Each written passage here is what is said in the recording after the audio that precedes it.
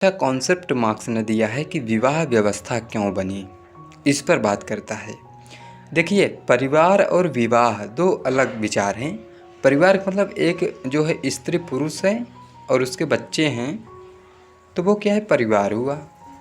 लेकिन परिवार बनाने के लिए ये ज़रूरी थोड़ी एक विवाह हो, ज़रूरी नहीं है। आजकल बहुत ऐसा होता है कि लिविंग रिलेशनशिप में रहते हैं, शादी नहीं करते लेकिन परिवार रहता है ना। लेकिन विवाह व्यवस्था क्या है?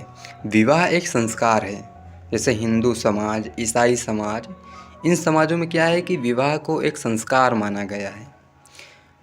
तो ये क्यों बना, विवाह व्यवस्था क्यों बनी, इस पर मार्क्स कहते हैं क्योंकि जो धनवान वर्ग था, इसको अपने धन की सुरक्षा की भी तो टेंशन होता था कि इसको हम, क्योंकि इसके पास पैसा है तो ये चाहेगा कि ये बना रहे। तो ये चाहता था कि यार कि मेरा ही खून कोई हो जो इसको संभाले। इसके लिए इसने क्या किया? इसके लिए इसने विवाह किया। क्यों किया? विवाह व्यवस्था के रूप में क्यों एक स्त्री को बांधा? क्योंकि अगर विवाह के रूप में नहीं बांधेगा तो उसको ये भय होगा कि ये मेरा ही पुत्र है या किसी और का।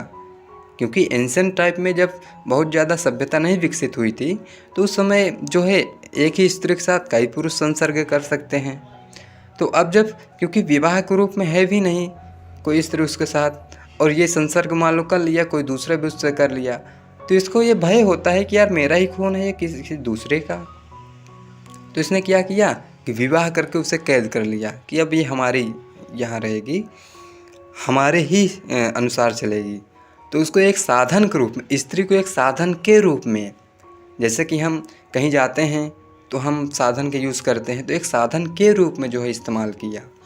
तो अब विवाह कर लिया तो उसका भरोसा हो गया कि हाँ अब ये मेरा ही पुत्र है, क्योंकि विवाह में ये हमारे ही साथ रहते, किसी दूसरे पुरुष की छाया भी इसके पास नहीं है।